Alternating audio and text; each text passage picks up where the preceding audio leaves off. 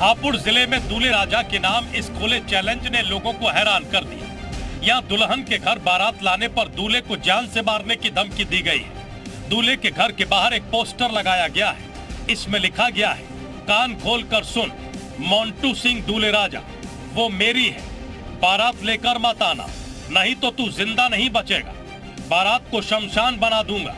जिस भाई को दावत के साथ गोली भी खानी हो वही बारात में आए। ये धमकी भरा मैसेज लिखकर दूल्हे के घर के बाहर और इलाके के आसपास कई जगह पर चिपकाए गए हैं। ये पूरा मामला हापुड़ जिले के सिंभावली कोतवाली क्षेत्र के फरीदपुर गांव का है। 18 फरवरी को जानी है, लेकिन बारात जाने से पहले ही एक सिरफिरे ने दूल्हे के गांव पहुंचकर धमकी भरे पर्चे चिपका दिए हैं। फिलहाल पुलिस अज्ञात आरोपी की तलाश में जुटी है। सहारनपुर के जिला अस्पताल में बहन की पिटाई से नाराज सालों ने जीजा की बेल्ट से पिटाई कर दी। ससुरालियों ने युवक पर रोजाना मारपीट का आरोप लगाया है। एक दिन पहले ही आरोपी ने अपनी पत्नी को रस्सी से बांधकर मारपीट की थी। रामपुर मनिहारन की रहने वाली जरीफा की शादी 16 साल पहले कैलाशपुर के रहने वाले सलीम के साथ हुई थी। जरीफा का आरोप है कि उसका पति शराब और जुए का आदी है। यूँ काम आना कमरा लेंगे किराए पे वहाँ रही है। वहाँ कमरा ढूंढवा, पूरा दिन मुझे फिर लेकर किलासपुर आया शाम के टाइम। अच्छा। लाकर रात को मुझे मेरे पर रोटी पकवाई, मैंने रोटी दी पका। चलो। फिर पका के मेरे धुरे से लौंडे को ठाक अंदर पड़ा दी। इन्हें सारी लौंडे को चार थी अंदर पड़ा दी ना, और बाहर की लगा दी कुंडी। कुंडी जाके कपड़े सुटे मेरे मुँह में, पूरे शर्ट पूरे भरे कपड़े फिर भर के मुँह बांधा मेरा कस कहीं। आरोपी सलीम ने अपनी पत्नी जरीफा को जिला अस्पताल में एक्सीडेंट होने की बात बताकर भर्ती कराया था और अपने परिजनों को न बताने की धमकी भी दी थी।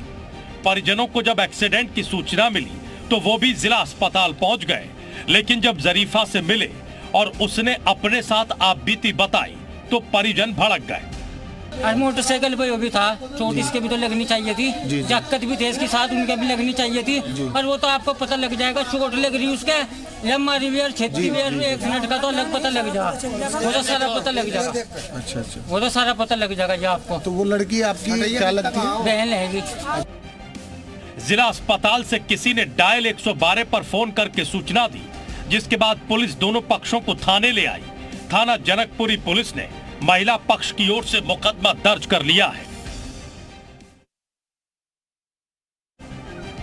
बाराबंकी में एक वीडियो सोशल मीडिया पर तेजी से वायरल है। वीडियो में दो लड़कों को तालिबानी सजा दी जा रही है। वीडियो में यह देखा जा सकता है कि लड़कों को एक पेड़ से बांधकर पीटा जा रहा है। जब ग्रामीणों ने ऐसा होता देखा तो कुछ लोगों ने बीच बचाव करते हुए दोनों को वहां से छुड़वाया। वहीं घटना का वीडियो वायरल होने के बाद बाराबंकी पुलिस भी एक्शन में आ गई। पुलिस ने पीड़ित से तहरीर लेकर घटना के आरोपी पिता पुत्र के खिलाफ मामला दर्ज कर जांच शुरू कर दी है। पुलिस को जैसे ही ये सूचना मिली तत्काल एफआईआर पुलिस ने पंजीकृत कर लिया है। इसमें त्रिलोकी की गिरफ्तारी हो गई है। अन्य दो अभियुक्तों की गिरफ्तारी के प्रयास किए जा रहे हैं। तत्काल पुलिस उनको भी गिरफ्तार कर लेगी और इस संबंध में जो भी अन्य वैधानिक कार्रवाई है वो की जा रही है। ये पूरा मामला बाराबंकी कोतवाली नगर के नूरपुर मोहल्ले का है। इलाके के ही रहने वाले मजबुल्ला का लड़का और उसका रिश्तेदार बकरी के लिए चारा लेने खसपरिया गांव गए थे। इस दौरान उन्होंने गूलर के पेड़ से पत्ते को तोड़ लिया। जब वो पत्ते को तोड़कर लौट रहे थे तब उन्हें पकड़ लिया गया और रस्सी से पेड़ में बांधकर लाठियों से जमकर पीटा गया। मामले में दूसरे पक्ष का कहना है कि दोनों लड़के 8 साल की बच्ची से छेड़छाड़ कर रहे थे। फिलहाल पुलिस ने मुकदमा दर्ज कर लिया है। पुलिस मामले की हर एंगल से जांच कर रही है। जो भी दोषी होगा उसके खिलाफ कड़ी कार्रवाई की जाएगी। सीतापुर की मासूम अंकिता गूगल की तरह तुरंत जवाब देती है। देश के हर प्रदेश की राजधानी पूछने पर अंकिता तुरंत उत्तर दे देती है।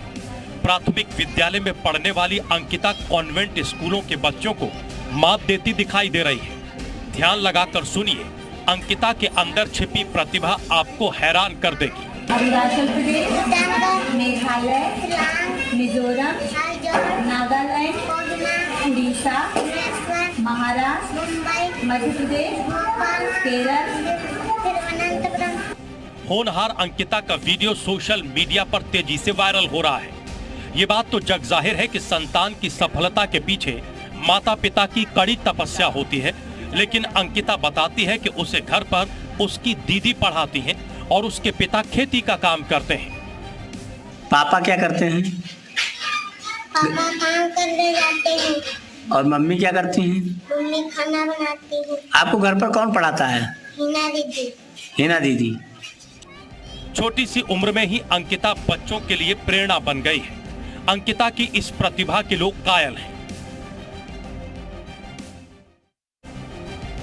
मऊ के पूर्व विधायक और माफिया मुख्तार अंसारी समेत उनके करीबियों की परेशानियां कम होने का नाम नहीं ले रही हैं। एक बार फिर जिला प्रशासन ने मुख्तार के करीबी पर अपनी नजर टेढ़ी की है और कार्रवाई का शिकंजा कस दिया है। प्रशासन ने अवैध तरीके से अर्जित धन से खरीदी गई करीब 6 करोड़ की संपत्ति गैंगस्टर एक्ट के तहत कुर्क की है।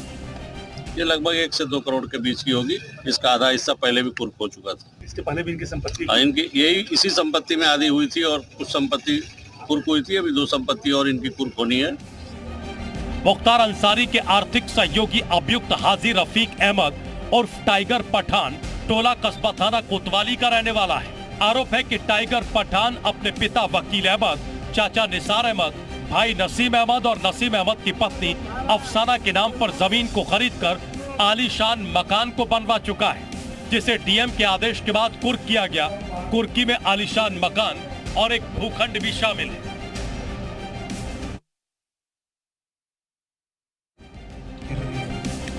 गाजियाबाद में बेखौफ चोरों के हौसलों ने एक बार फिर से ये साबित कर दिया है कि यहाँ पुलिस का इकबाल खत्म हो रहा है। सीसीटीवी में शातिर चोर बेखौफ होकर सगाई समारोह से कैश और ज्वेलरी भरा बैग लेकर रफू चक्कर हो जाते हैं और किसी को पता नहीं चलता।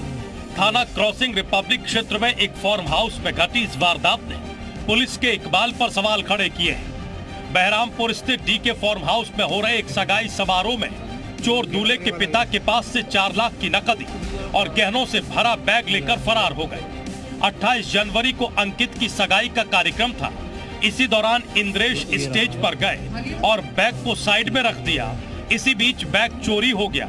फार्म हाउस में लगे हुए सीसीटीवी कैमरों की जांच की गई तो एक चोर बैग ले जाते हुए दिखाई दिया। फिलहाल पुलिस शिकायत दर्ज कर फुटेज के आधार पर चोर की तलाश कर रही है। यूपी पुलिस की तमाम खबरें सुर्खियां बटोरती हैं, लेकिन कुछ खास खबरें चर्चा का विषय बन जाती हैं। ऐसा ही कुछ जालौन के नए एसपी ने किया है। फरियादियों को तय समय पर न्याय मिल सके, इसके लिए एक नई पहल शुरू की गई है, जिसमें फरियादी को पुलिस की तरफ से एक रिसीविंग दी जाएगी और ठीक 10 दिन के अंदर फरियादी की समस्या का निदान कर दिया जाएगा। जन सुनवाई के सिस्टम को और प्रभावी बनाने के लिए एक पर्ची सिस्टम शुरू किया गया है, जिसमें जो भी आवेदक आएगा, जो भी पुलिस ऑफिस में आएगा, उसको पर्ची दी जाएगी। ये पर्ची 3 प्रतियों में होगी। इसमें एक प्रति थाने पर जाएगी कंसर्न जो भी, और वहाँ से जांचकर्ता अधिकारी नियुक्त किया जाएगा। इसके अतिरिक्त एक पर्ची पुलिस ऑफिस में रिकॉर्ड के लिए रहेगी और एक पर्ची जो भी पीड़ित है, आवेदक है, उसको दी जाएगी। पुलिस की तरफ से अगर तय समय पर शिकायत का समाधान न हुआ तो इसके लिए एक टोल फ्री नंबर जारी किया गया है, जिस पर दोबारा से वो अपनी शिकायत की जानकारी दे पाएंगे। शिकायतकर्ता घर बैठे ही संबंधित थाने से अपनी शिकायत की जानकारी ले पाएगा। एसपी ऑफिस में आने वाले फरियादियों ने एसपी साहब की इस पहल को बेहद अच्छा बताया है। फिलहाल पुलिस कप्तान की इस पहल से ऑफिस में आने वाले फरियादी खुश दिख रहे हैं। कप्तान साहब की शुरुआत से जहां लोगों के बीच विश्वास पैदा हुआ है, वहीं एक निश्चित समय पर समस्या का निस्तारण हो सकेगा।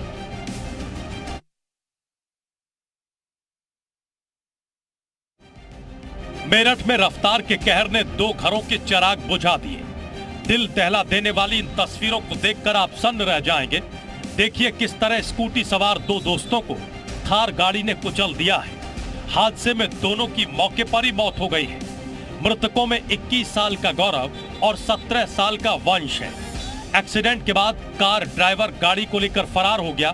वहीं मौके पर पहुंचे ग्रामीणों ने किसी तरह से दोनों लड़कों को अस्पताल पहुंचाया, जहां डॉक्टर्स ने उन्हें मृत घोषित कर दिया।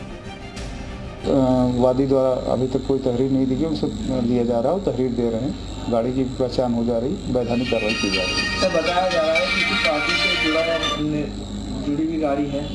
अभी इस तरह से कोई प्रकरण नहीं आया है और गाड़ी ट्रैक हो गई है और जो भी इसमें है उसमें कार्रवाई होगी, इसमें वैधानिक कार्रवाई की जाएगी। ये घटना मेरठ के थाना परीक्षितगढ़ क्षेत्र के खजूरी गांव की है, जहां गौरव अपने दोस्त वंश के साथ स्कूटी से कुआं पूजन का सामान लेने मार्केट जा रहा था। तभी अचानक पीछे से आ रही तेज रफ्तार लाल रंग की थार ने स्कूटी सवार दोनों दोस्तों को टक्कर मार दी, जिससे मौके पर ही दोनों युवकों की दर्दनाक मौत हो गई। पुलिस ने गाड़ी को ट्रेस कर लिया है और जल्दी ही इस मामले में वैधानिक कार्रवाई करने की बात कह रही है।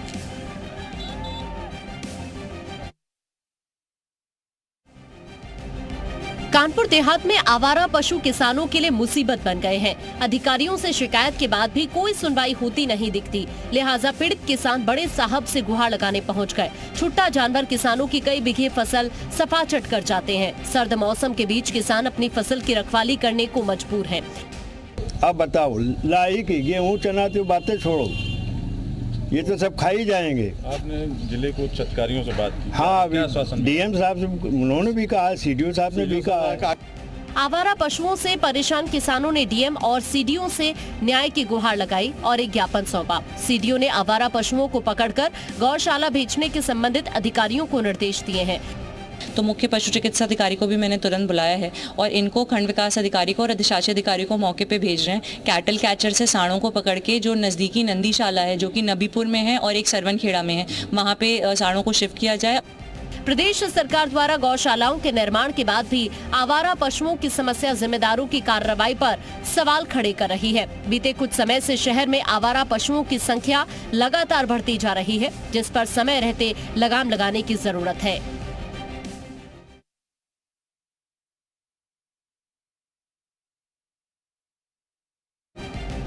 एटा में जमीनी विवाद में रिश्तों का कत्ल करने वाला कलयुगी भाई पुलिस को चकमा देने में नाकाम साबित हुआ।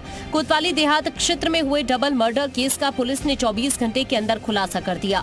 पुलिस ने डबल मर्डर के आरोप में मृतक जितेंद्र के सगे भाई और घटना के वादी धर्मेंद्र और उसके साथी प्रवेंद्र को रात में गिरफ्तार कर लिया।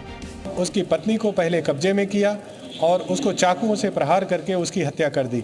पास में पड़े 3 वर्षीय अबोध बच्चे को गंभीर रूप से घायल कर दिया। पुलिस को गुमराह करने के लिए हत्यारे ने परिजनों के खिलाफ ऑनर किलिंग की आशंका जताते हुए देहात कोतवाली एटा में रिपोर्ट दर्ज कराई थी। मृतका पिंकी और जितेंद्र ने परिवार वालों की मर्जी के खिलाफ 4 साल पहले प्रेम विवाह किया था। इनको एक बेटा पैदा हुआ जो वर्तमान में 3 वर्ष का है और उसके बाद से मायके वाले न्यूट्रल हो गए थे, किंतु आना जाना उनका बहुत कम था। उस स्थिति का फायदा उठाते हुए वादी ने गुमराह करने की नियत से इस प्रकार की एफआईआर पंजीकृत कराई। गांव शिकरा में सोमवार को हुए पति जितेंद्र और पत्नी पिंकी की दिन दहाड़े गला काटकर और चाकुओं से गोदकर हत्या कर दी गई थी। उनके 3 साल के मासूम बेटे तनिष्क पर भी जानलेवा हमला किया गया था। दोनों भाइयों के बीच 20 बीघा जमीन थी, उसमें से 10 बीघा सड़क किनारे की बेशकीमती जमीन मृतक जितेंद्र के हिस्से में आई थी, जो कि करोड़ों रुपए की थी। इसी 10 बीघा जमीन के लिए पति पत्नी और उनके 3 साल के मासूम बेटे तनिष्क की हत्या का षड्यंत्र रचा गया था।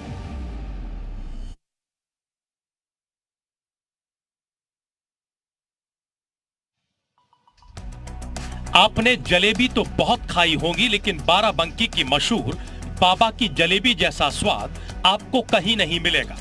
कानपुर वाले बाबा की गर्मा गर्म कुरकुरी जलेबी का मजा ही कुछ और है। उनकी एक जलेबी का वजन आधा किलो से लेकर 1 किलो तक होता है, जिसे खाने के लिए लोग दूर दूर से आते हैं और काफी भीड़ रहती है। इनकी जलेबी की शौकीन दिल्ली की पूर्व मुख्यमंत्री स्वर्गीय शीला दीक्षित से लेकर सुपरस्टार अमिताभ बच्चन तक है। जलेबी का साइज बहुत बड़ा भी है और कुरकुरी होती है, खाने में बहुत अच्छी होती है। और मिठास की अगर बात करें तो ज़्यादा, लेकिन हम ज़्यादा खाते नहीं है मिठास में, लेकिन बहुत हल्की मिठास के साथ होती है और खाने में बहुत मज़ा, जब कोई खाएगा तो मज़ा आ जाएगा जलेबी। कानपुर वाले बाबा की जलेबी बाराबंकी के छाया चौराहे के पास मिलती है, जिसे मुकेश श्रीवास्तव नाम के हलवाई बनाते हैं। वैसे तो मुकेश कई सालों से अलग अलग जगहों पर जलेबी बनाने का काम कर चुके हैं, लेकिन बाराबंकी में उन्होंने साल 2013 से अपनी जलेबी की ये दुकान शुरू की।